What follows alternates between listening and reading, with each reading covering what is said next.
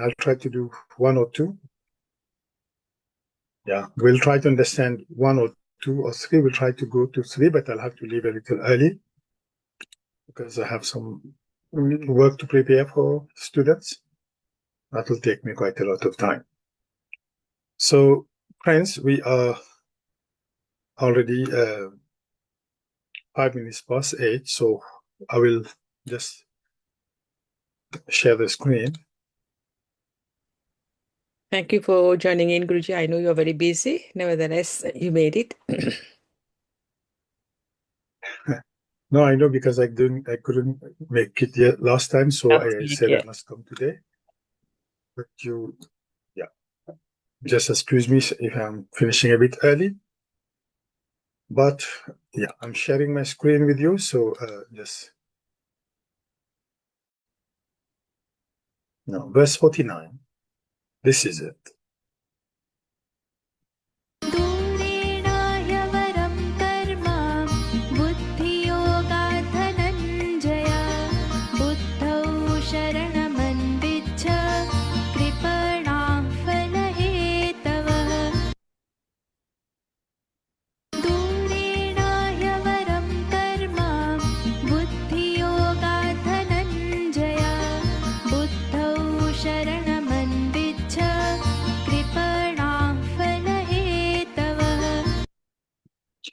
Durin Yavaram Karma.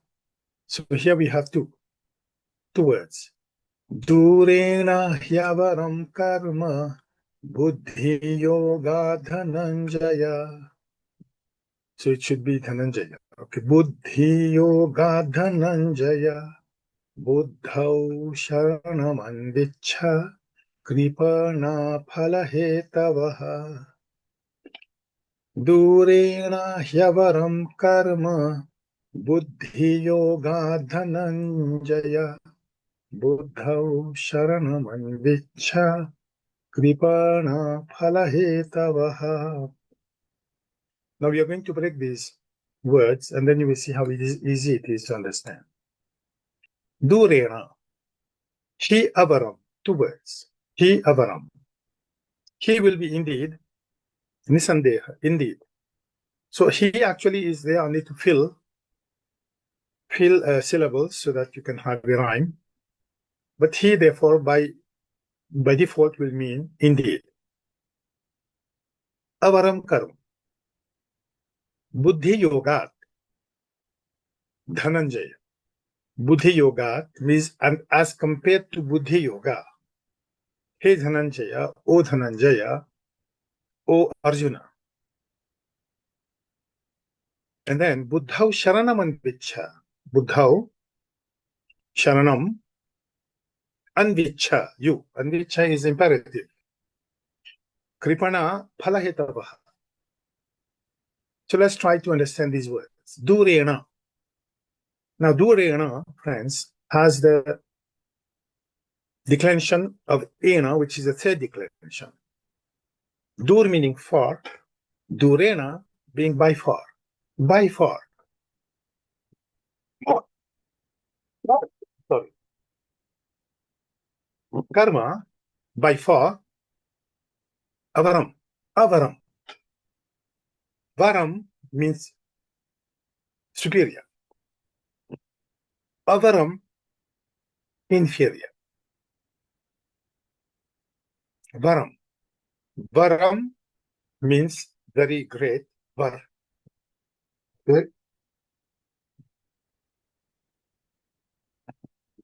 Yeah, Varishta, for example. Varishta. Vara means superior, but avaram is contrary, therefore inferior. By far, karma is inferior to Buddhi Yoga, to the wisdom, to the yoga of wisdom. Hey Dhananjaya. Hey Dhananjaya. O Dhananjaya. O Arjuna. Now he says, if people just do karma, meaning karma kand, as we are saying, people just practicing, or rather, karma with a fruit in mind. Karma, doing an action for a particular fruit in mind. Keeping a particular fruit in mind, doing an action. That action can be even prayer, like prayer with a particular fruit in mind. That is inferior to the yoga of wisdom. And the Buddhi yoga, he has said, what is that yoga of wisdom? It is dedicated pursuit of one particular goal without hankering, without longing for the fruit of a particular action we are doing.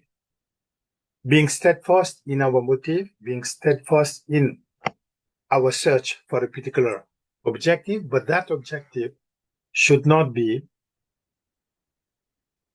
selfish. Selfish in the sense that we are not doing it just to get gratification or something. It should be something for the common good, something for divinity, like that. So if you are just doing an action and you are just doing actions, then that with the aim of getting a fruit, then that is by far inferior to the yoga of wisdom, which I've told you about. Hey Dhananjaya, hey Arjuna. Therefore, Buddhau Sharanam Anvichha, Anu Ichha, strive. Anvichha means Anu Ichha, go after. Buddhau Sharanam, seek refuge in the yoga of wisdom. Hey Arjuna. Go after Anu Ichha, seek refuge, Sharanam, refuge in Buddha. Buddhi is wisdom. Buddha is the seventh declension of Buddhi. Therefore, in Buddhi, in locative. So therefore, seek refuge in the yoga of wisdom. And now, what will that imply, friends? And then there is one last bit. You will see how it applies to you as it applies to me and it applies to all of us. Buddha Sharanam Anvichha Kripana Phala Hetavaha.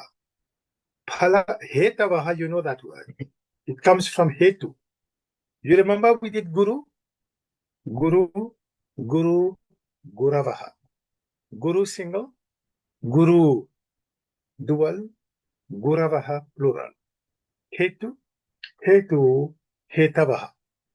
Hetu means Phala Hetu. Hetu means for the sake of. So Phala Hetavaha, those who just do an action for the sake of the fruit. Phala meaning fruit. Phala Hetavaha are Kripana. Kripana, miserly people. Kripan, miserly people, pitiable people. People you should pity because they are just doing something just in order to get something out of it. They will never do anything for nothing or for service. They will not do. Such people are kripana. They are pitiable. Means you have so much, but you will not do anything out of generosity as a service to mankind, to help a person in need. No, you won't do it because you will not get anything out of it. What will I get after it? Such mentality is a pitiable people. People who have such mentality, they are pitiable. So you see how these two lines are so simple. Durena, by far. Dur is far. Durena, so dura, duram, durena. By far. The third declension, which is by or with. So here it will be by.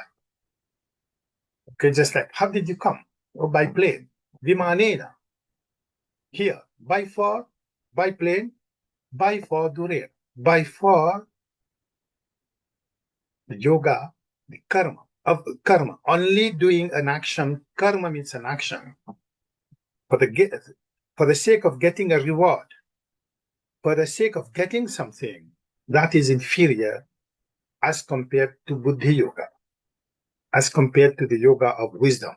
Understand that, Dhananjaya, understand that, Arjuna. So therefore, if you know this, then seek refuge in buddhi.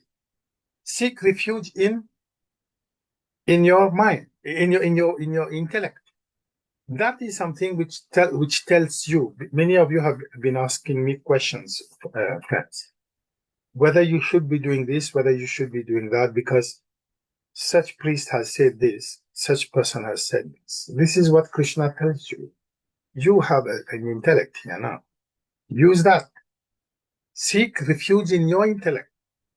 Do not just go after karma, and karma in the sense that performing this yajna, performing this action just for the sake of getting something. Do it out of love for Krishna. Do it out of love for humanity. Do it out of love for Godhead, for divinity. Do not do it just because you want to get something out of it. Okay, seek refuge in your wisdom.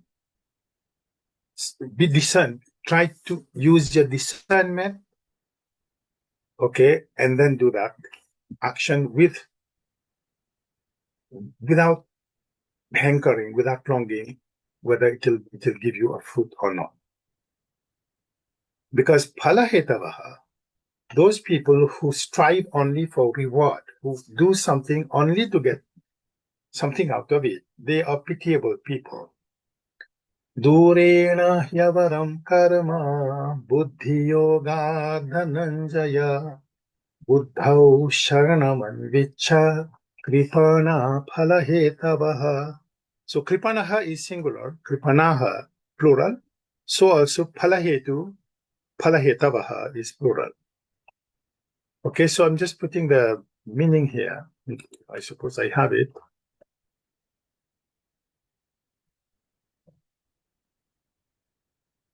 Yeah. So here, kripana, as I said, misery, okay, wretched people, pitiable people. Phalahetabaha is those performing actions just for the sake of their results. Avaram, as I said, is inferior. Anavicha, seek. Okay. So therefore, Arjuna,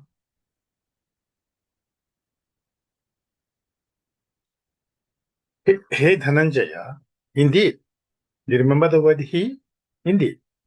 Action with a self-motive is far inferior to the yoga of wisdom.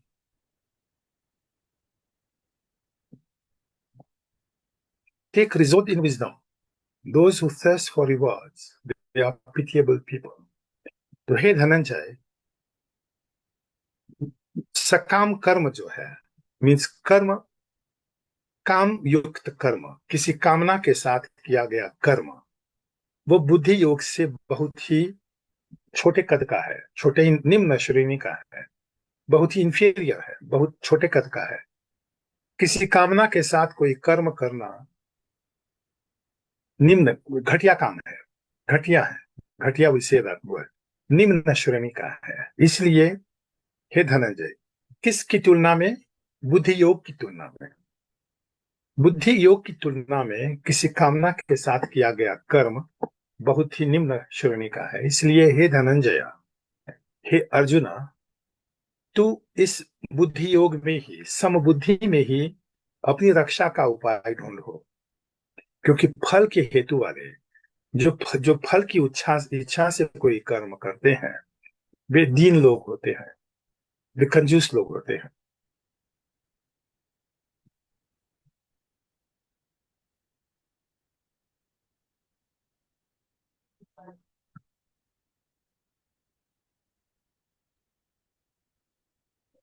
Here.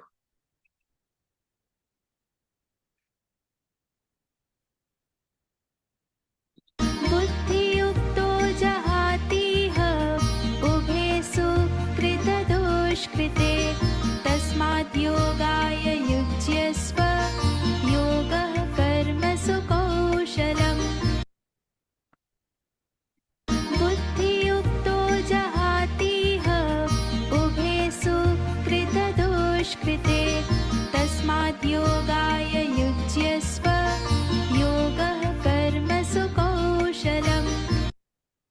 बुद्धियुक्तो जहातीह उभे सुकृत दुष्कृते तस्मात् योगाय युज्यस्व योग कर्मसु कौशलम. Buddhi yukto, endowed with buddhi. Buddhi plus yukta. So endowed with this yoga of knowledge, yoga of wisdom. Jahati iha, two words. Jahati iha. Iha means in this world. Jahati. Ubhe sukrit dushkrit. Krit means action. Dushkrit. So both of them have action, but su is good, do is bad. So endowed with this yoga of wisdom in this world, the fruits of good and bad works are eliminated. Means you get up, you rise above. You rise above what people usually would call good karma, good action, or bad action. In the popular sense of the word, he says. Buddhi yukta jahati iha. Iha, in this world. People who are endowed with the yoga of wisdom, they rise above the common definitions of good and bad actions, of good fruits or bad fruits of actions. Therefore, tasma, therefore, yogaya, for this yoga, yujyasva, be ready for this yoga, the yoga of wisdom, and this yoga is karmasu kaushalam. Actually, skill in action is actually this. This is the yoga, which is karmasu, in action. Su is the seven declension plural. Karmasu, in action. Kaushalam is skill. Skill in action is yoga. Yoga, this yoga of wisdom, is skillful action. It's doing action skillfully, but without yearning for a fruit which would benefit yourself. Okay? Now this, therefore, he not very much different from one. So he says here, for example, buddhi yuktaha, okay, endowed with this yoga of wisdom, a man gets rid of both good and bad actions in this world, in this life, in this very life. So by having recourse, resorting to buddhi yoga, the yoga of wisdom, a man gets rid of both good and bad actions. Means he rises above, okay, what common people would call good action or bad action. And therefore he tells Arjuna, hey Arjuna,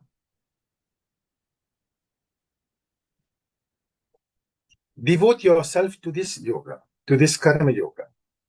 In action, yoga itself is skillfulness. Okay? Karmasu, that is in action. Yoga is skillfulness. So if you're skillful in your action, therefore you in the action as has been explained by Krishna, that is called yoga. Doing your action skillfully means doing it without yearning for a particular fruit, yearning for something you might get out of it, but being steadfast in your pursuit, steadfast in the aim you have set, which aim, therefore, would be for the good of all, for the good of humanity, for the good of dharma, of righteousness, but not necessarily out of selfishness.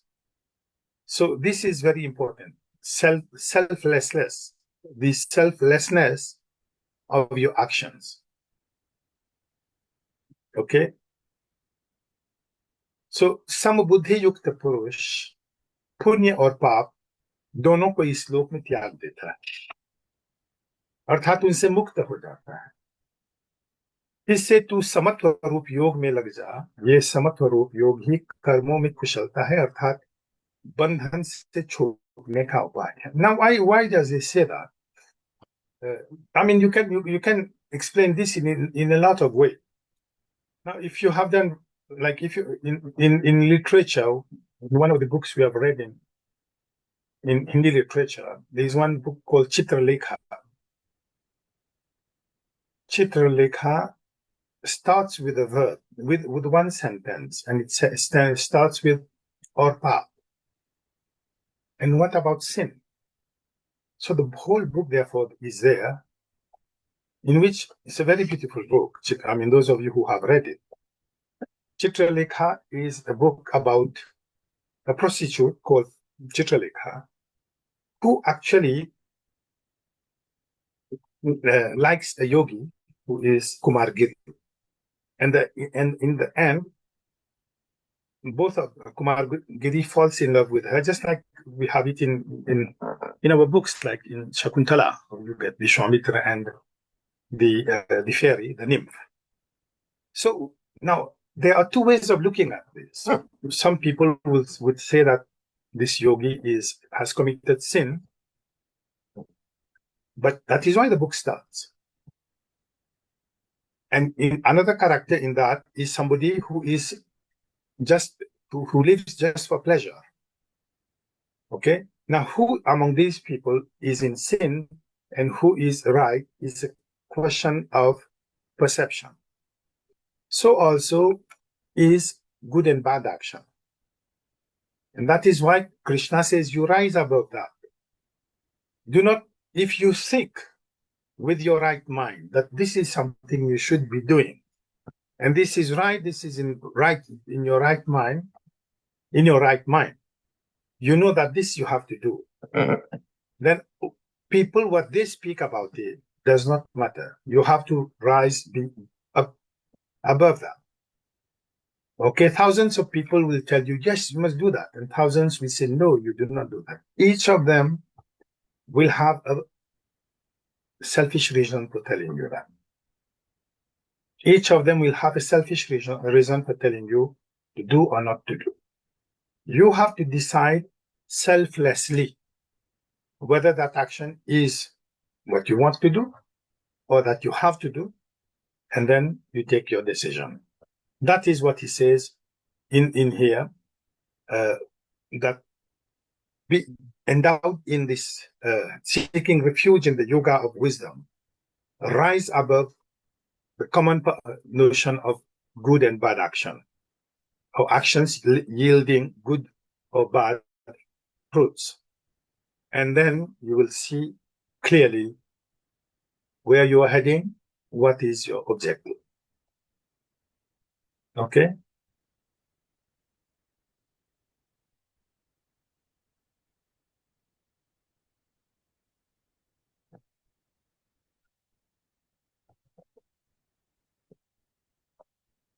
Now he says here, karmajam.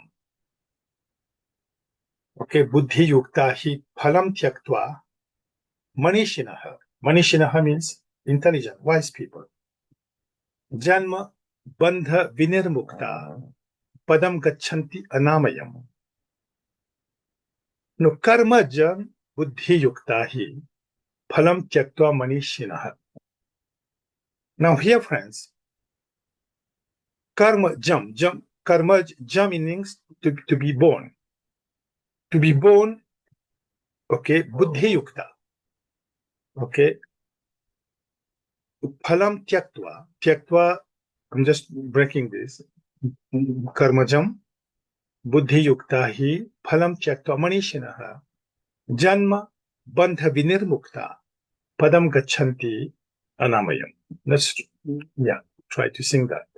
कर्मजं बुद्धियुक्ता हि फलं त्यक्त्वा मनीषिणः जन्मबन्धविनिर्मुक्ता पदं गच्छन्त्यनामयम् कर्मजं बुद्धियुक्ता हि फलं त्यक्त्वा मनीषिणः जन्मबन्धविनिर्मुक्ता पदं गच्छन्त्यनामयम् Karmajam buddhi yukta hi phalam त्यक्त्वा मुनिशिनः कर्मजं बुद्धियुक्ता हि फलं त्यक्त्वा मनीषिणः जन्मबन्धविनिर्मुक्ता पदं गच्छन्त्यनामयम्. So here the words are simple. Here janma, bandha, vinirmukta, there are three words. Janma, bandha, vinirmukta, padam gachanti anamayam, there are two words. Gachanti, they go. Prapnuvanti, actually they obtain. Anamayam. Anamayam means free from disease. Anamayam, free from disease. So manishinaha means wise man. Manishi, wise man, perform karmas. It's not that they don't perform karmas. Okay, they form their karma, but buddhi yukta, endowed with the wisdom, the yoga of wisdom. And phalam tyaktva. Okay, without, as I have been saying since the beginning, okay, without caring for whether I will get a reward for the action I'm doing or not. And then when they do that, means they do their thing, whatever they have to do. Okay, now see, for example, now today people write books. People do so many things, but they want something out of it. They want to earn money out of it. But I see those people who have written like Ramcharitmanas, they have written this Bhagwad Gita. They have not written to get a reward out of it. They have done their karma because that's something they had to do. They had a knowledge which they wanted to share with generations to come. They did it. Okay, now it's up to other generations whether they will put it into action, they will take it, they will put it in their lives or not. They have done their work. They had this to do because that is what they believed in. They believe it was the right thing to do. Others would say, you're wasting your time. 2 years, 3 years, you're just, see how you have become.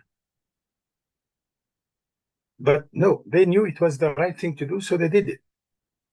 Okay, so therefore, wise people are like that. They do their action endowed with the yoga of wisdom, and they do not care for the fruit, whether there will be a reward at the end or there will not be any reward. And by doing so, they become free from janma bandha, from the bond, from the chains of janma maran, what we call the cycle of transmigration, whether to be born again, whether I would like to be born again, or whether I will be born again or not. They would rather not. So janma bandha vinirmukta, they get free from the bondage of transmigration, because they become one with the universe. Okay, padam gach, that they obtain that pada, that stage, gachanti, they arrive at that stage where they are free from the bondage, the cycle of, they escape that cycle of transmigration, means to be born, to die, to be born and to die, and to be born and to die. And the anamayam means free from disease. Disease is all sorts of disease, and death also is one. So even death does not apply to them, to such people, to such munishinaha, to such people who, having decided on the right course of action, and they take that action, phalam tyaktva, okay, without any desire for any reward for their action. Okay, and therefore they become rid. They rid themselves, or they escape, okay, or they rise above the cycle of transmigration, of being born and dying, and being born and dying, etc. Just put that. Sorry.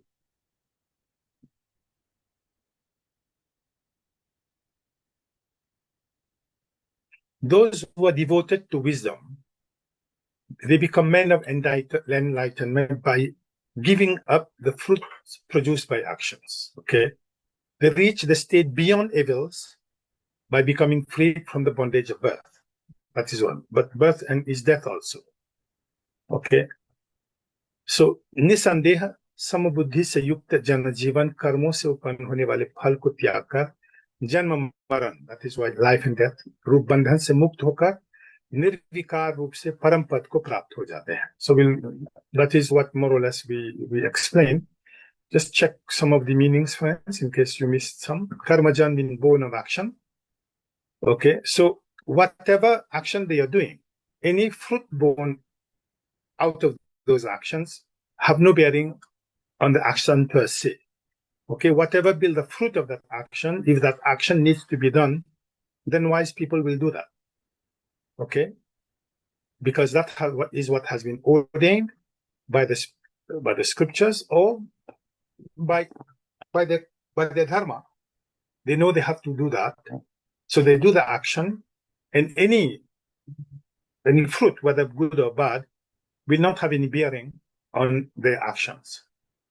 So, and as a Buddhi Yukta is engaged in or endowed with the yoga of wisdom, wise men become liberated from the bondage of life and death, and they become free from disease. Okay. Any Anamayam means disease. You have all sorts of diseases. I've told you last time, 3 types of diseases we have, friends. We have physical, mental, and spiritual also. All these diseases you have. Some diseases are because of material things, others because of the circumstances, or people like mentally you get some diseases. Or the other diseases will be spiritual in the sense that you get it when God's so angry with you. You say that now, that the stars are not very good for me to, so that also there are some types of diseases which befall upon you because of the stars, or because of the alignment of planets, or because of some gods who might be displeased by your something like that. So you have all sorts of diseases as described, Daihik, Daivik, and Bhautik. So you have Daivik means coming from Devtas. So some Devtas might be displeased if you didn't do something, you didn't do your karma properly like that. Okay. So therefore this here, yeah. If you want, now this I will do that. I will do that, and I'll stop for today, because this is, I wanted last time when I saw that, I said, I'll have to explain this to you.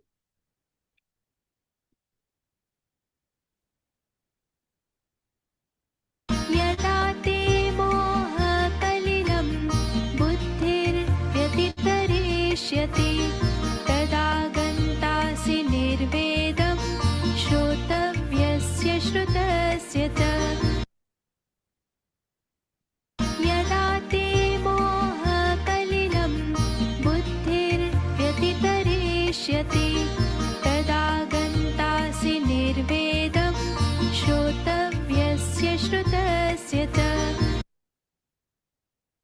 Yada te moha kalilam buddhirvyatitarishyati tada gantasi nirvedam shrutavasya shrutasya cha. Now this is very, very, it's profound, friends. And you will see that some of the verses we went a little quicker because they were simple, and the message given in them was already given in the previous messages, in the previous verses. Now this one is Yada, when. Te means tava, yo. Buddhi moha kalilam jatitarishyati. When your buddhi, when your wisdom, when your mind,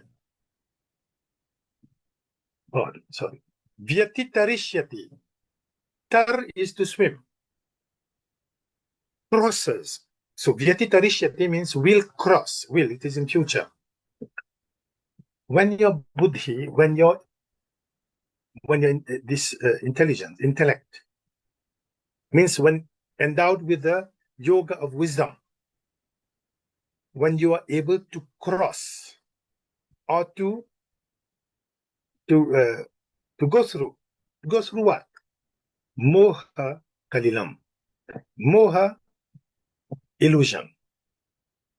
Kalilam, jungle. The jungle of illusion. So here, friends, this is what we call a rupak, metaphor. So many, you have bimb, which is called imagery. Now here the writer, Krishna, says the illusion is like a forest, it's dense forest. Kalilam is dense forest. And we are surrounded by this dense forest called illusion. But buddhi, when your buddhi, when your intellect, or when you endowed with the buddhi of yoga, the wisdom of yoga, are able to cross that dense forest which we call illusion, tada, then gantasi nirvedam. Gantasi is to go. Then you can go nirvedam without any hindrance. Of what, friends? Then you will be able to do or go nirvedam without any hindrance of shrotavasya and shrutasya, of what you have heard, of what should have been heard. Now, this is what I was talking about. What people have been telling you, or what people have been telling you that you should have done this. Shruta. Shruta, friends, has many meanings. Shruta can mean shruti, which is the scriptures. So here the scriptures means people referring to the scriptures. People telling you that this has been said and this has not been said. You should do this because this has been said. You should do this because this is what has been said in the shruti, in the scriptures. Now, friends, scriptures are thousands. Okay, all sorts of people will tell you there are all sorts of things which are written in all sorts of books. Whether those books are standard books, means those are really, they are, how do you call that? They are manak, in the sense that they have authority that they do not tell you. You can't just take any book written by any person and say that this is authority in matters of religion. In matters of religion, in matters of dharma and karma, the only authority are the Vedas. They are the only authority. From the Vedas, you get the authority of the Bhagwad Gita, which is actually the Veda itself, milked from the Veda. Any book written by any other person can claim all sorts of things.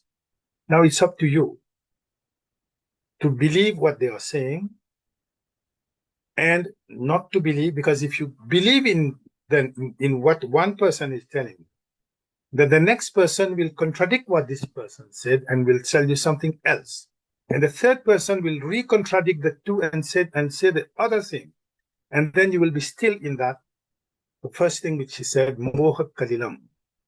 You will be entangled in the jungle of illusion.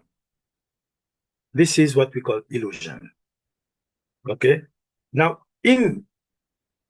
when you are therefore endowed with the yoga of wisdom, you will be able to rise above it and see and to laugh at what these particular people are saying about something which you are already aware of, and you, with your yoga of wisdom, know better than them. That is what he is saying. So when you are endowed with the yoga of wisdom, now you do not become endowed with the yoga of wisdom just by saying I'm becoming intelligent now, and then all those people are therefore saying whatever they are saying. No, you have to earn that, and you earn it by reading the scriptures yourself and understanding them, by reading the Bhagwad Gita, by listening to what Krishna is saying. Then you can't just say I become intelligent now, so whatever all these people are saying, you have to have a ground. Okay, so that is why he said, endowed with that yoga of wisdom. And that yoga of wisdom will come to you by reading the Vedas, the Upanishads, and the Bhagwad Gita. Once you know those, then you will understand that what you have been hearing about what this person is saying and that person is saying, what you should do and what you should not do, all these you will rise above all. Nirvedam gantasi, gantasi bhakti go. You will go unhindered by these things. Okay, let's just check what he says here. Shrutavasya, of what is to be heard. Shrutasya, of what has been heard by people. You will cross, and nirvedam, detached, indifferent. You will become indifferent to those people. You become rise above that. So this, friends, should be one of your, how you call that, leitmotif in your life. So when your mind will go beyond the dense forest of delusion, then you will acquire this passion what has to be of what has to be heard and what has been heard of. This is Krishna saying to Arjuna. Okay, get this yoga of wisdom first. Okay, become like that. Then whatever other people are saying about your actions, about what you should do and what you should not do, you will rise above that. Okay, we did quite a lot, friends. I thought I would not be able to finish, but okay, I suppose we did quite a lot, and then we'll be able to finish this chapter also very quickly. Now, as I said, friends, this is Krishna's message to Arjuna, and the only what we can therefore the gist of what he has been saying is that there are actions which you have to do. Okay, and those actions are actually prompted by your status, means by who you are, what is your dharma, and therefore there are actions which you have to do. First of all, become such a person who is enlightened, who has got this yoga of the intellect, yoga of wisdom, and take a decision, do your action prompted not by the desire for earning something, not by the desire of getting a reward, but because that is the right thing to do. That is the right thing men of your caliber, of your status should do as a warrior. You should fight for what is dharma, what is right. Not whether I will get something out of it, whether I may... now see, if a soldier goes to war, now he has to fight. Now if he starts thinking, I think I might get killed there, so I will not go, I will run away. Now that is not his, because his karma is to fight for righteousness. Okay? And if whatever fight he is engaging upon is right, is the right thing to do, because those on the other side are on the wrong path, then he cannot, because that is the karma he has chosen. And that has been the karma which has been ordained upon him. So his karma will therefore be according to what his dharma is. His dharma is that of a warrior. So also all of us, like if we are parents, okay, we have to do something for our children. But if we starting to think, these children, when they will grow up, the ashram. So I will not do it for them. I'll keep everything for me, so that when I grow old, I will have all this for myself. As I said, these are selfish readings. As a parent, you have a duty towards yourself, of course, but towards your siblings, your children, etc. So everybody, as a teacher, you have a duty. Okay? As a teacher, you have a duty. As anything, whatever be your status, that is the karma you have to do. So do it dispassionately, means without hankering for what will I get, at the end or whatever, apart from your usual salary that is needed for you to be alive. Okay, so I suppose you have understood the message, friends. Okay, and we don't have to go into too much detail also for that. Just try to be true to yourself. Okay, true to your status. whatever be the status you are in society. Be true to that. Decide on your actions, but be prompted by a little by selflessness. Do it because it's your duty to do it. That is the message Krishna gives us. Okay. Yeah. Anything anyone would like to comment or to ask? Thank you. Thank you very much, Guruji. It was very well explained as usual. And I think all of us here have gained a lot of knowledge by listening to you, because the way you just told us word by word, it's helpful. When you read it, you don't see the meaning as such, but it's very helpful. Thank you. Anybody got any question? Anyone? Let me check if we got anything in the chat. And if not, I think Guruji has got to go. Am I right, Guruji? Yes, I'm very sorry for that. I mean, I've tried to do the best possible. Friends, I have a lot of papers. A lot. I thought you would do only 1 or 2 today, but you did 4, which is like a bonus to They us. were simple to understand. I tried to make it. I mean, all of the verses you just explained, they're all telling you about do the right action, but don't expect anything. And that's the main thing, which I think we should all think about it, because as you just said, most people, they would do something and they would want a reward in their mind, even if I mean, Krishna has said it in the beginning. Why not to expect, he tells you? Because sometimes people say you are expecting something, but that reward does not depend on you. There are so many factors involved in, the example I gave you is you planting something. You plant something and then you say, well, this plant will grow. I will get a lot of leches and I will sell them and I will become rich. But whether that plant grows or not does not depend on you. You have planted it, you have done your work. The rest depends on other people, other factors, the environment, but especially on the Lord. So you do your work. Now, if you just keep on hankering and you don't get that, then you will be discouraged and you will never do the action again. That is why he said, you leave the others to me. Krishna says, leave the rest to me, or leave it to whatever, but your fruit does not depend on you. What depends on you is your action. You do the action. The rest does not depend on you. And it is true for all of us. You buy a ticket and then you keep it in your pocket. Whether you get the lottery or not does not depend on you. But that's it. One thing you said as well is we all got to work because we have got a living, got a family and everything. That is sorry, for actions, the Vedas have said you have actions which are ordained by the Vedas. That you have to do. Nitya, that is Nitya action. This is something you have to do. You say, no, Krishna said you don't do any action, so I will not go and take my bath. No, these are Nitya, means these are things you have to do to keep yourself fit, to keep your body fit, to keep your mind fit. That are Nitya. Some are Naimitic. Naimitic means you have to do some action, some sanskar. You see somebody is dead, then you have to do some sanskar.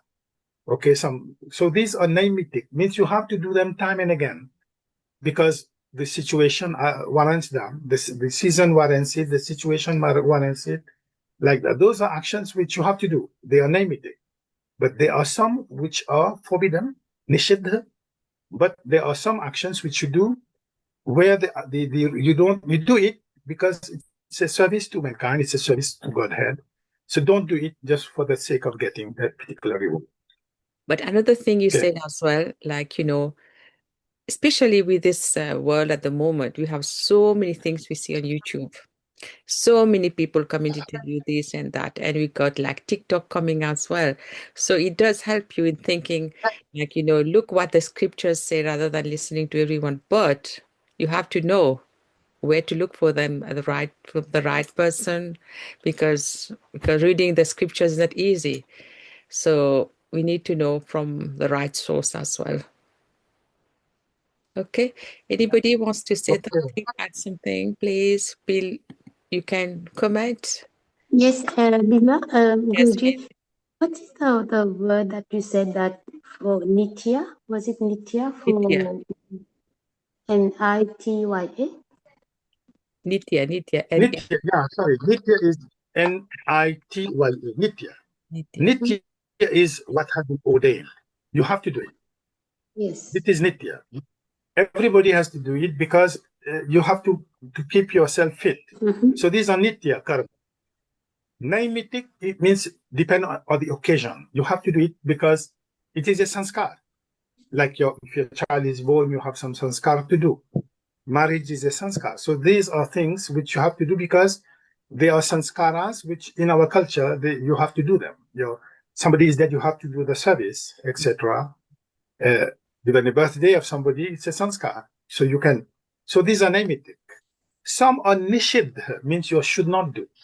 You should not kill a cow, for example. So these are completely forbidden. And then the other karmas. Nishit say Nishitr. DDH. Nishidha. Ni plus nishedha becomes nishidha to prevent. Forbidden. Forbidden. Thank you, Guruji.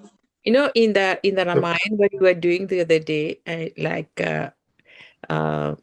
it was Bharat, he lists all the sins that's forbidden. Among it said, like, you know, doing this, doing that. I think we did that on a Sunday. Like you said, killing an animal, killing a cow, doing this and that. I think about 50 that sins. What is forbidden is written in what we call the law-giving books. What we call the Smriti Granth. Smriti Granth means they are sages who have written the norms of our society.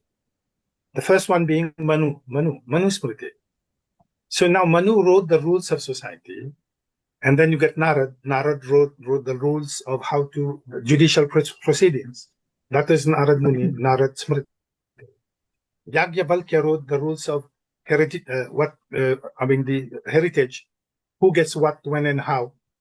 When you die, who gets your money, who gets your land, etc. That is Yagyavalkya Muni. You have Krishna Smriti. So many Smriti Granths. They are sages who have written the rules of the society. They are not sacrosanct. Means one sage can contradict the other sage. The most powerful of all of those is the Manusmriti, the one written by Manu Maharaj. But that also is written for a particular time. And when time changes, they have to be evolved. So they are not Sruti, they are not the Vedas. They are Smriti. Smriti means intellect. So they have been written by sages who have coded the actions of society. They have put the codes of conduct in the society. It's just like today, you have a constitution which tells you have laws for citizens in the country. So those books have been written, what we call the Smritis have been written by such law-giving. We call that law-giving books by sages. But they, as I said, they are limited to their particular time. Most of them, or some of them, are not do not actually apply for today. They might have applied to that society. I'm thinking about like Manushya, we are supposed to come from Manu, isn't it? Am I right? Yeah, that is one explanation given. Yes. So they got their like code of conduct as well, how a human Manava, not Manusha, Manava. Manu being the first person in our civilization. Yes. So Manava means progeny of Manu. Manu, yes. Okay, so I think Dr. Gopi wants to say something, Guruji. Dr. Gopi? Yes, I was thinking that maybe a good current example of a Naimittika action, an action which is done on special occasion, is the Pitarpak. We'll have to do the prayer for the ancestors. Yes, true. That's a good current example. Yes. That's why you have to know of the time of the year, what you have to do, what prayers you got to do. You just follow according to what's, in our Sanatan Dharma. I think we are going to end here. Thank you very much all of you for joining. Thank you much, Guruji. And I'm going to send the video to you all. And I know some people might be noting down, but when you get the video, you can stop, pause, and note down the meaning at your leisure. Okay. Namo Namaha. Thank you very much, Guruji. Thank you very much. Namo Namaha. Namo Namaha, Guruji. Namo Namaha, Ranji. Namo Namaha.